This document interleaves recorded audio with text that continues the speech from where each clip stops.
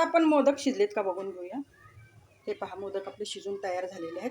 Gas बंद करूया आणि थंड झाले की आपण बाप्पाला नैवेद्य दाखवूया। फ्रेंड्स, कसे आहात? आज आपण बनवूया उकडीचे मोदक। उकडीचे मोदक बनवण्यासाठी लागणारं साहित्य, मी नारळ घेतलाय, गूळ घेतलेला आहे। एक नारळ घेतलाय आणि 150 ग्राम गूळ घेतलेला आहे।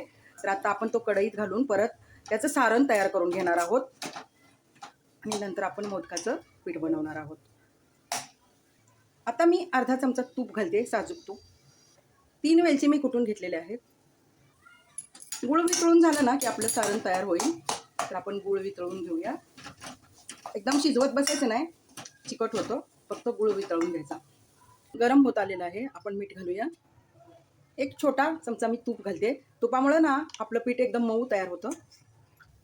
आता हे बघा, पाण्याला उकळे आले। आपण तांदळाचं पीठ आहे 1 वाटी, ते घालूया आणि ते चमचाने ढवळून आपण ते छान असं शिजवून घेणार आहोत। उकळी आल्यानंतर गॅस मंद करा आणि शिजवून घ्या।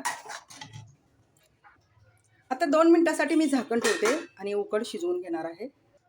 उकड शिजून तयार झाले, मी खाली काढून घेते।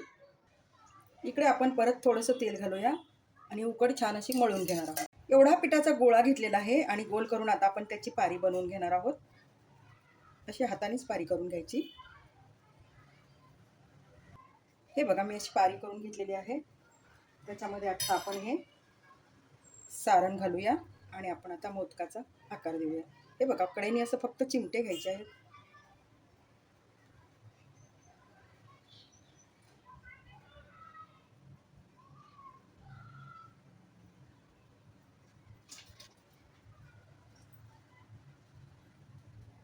हे बघा, या पद्धतीने आपण वाटी करून घेतलेली आहे। आता आपण हे वरती असं पकडूया आणि असं फिरवत फिरवत त्याला मोदकाचा असा आकार द्यायचा। तयार झाला मोदक।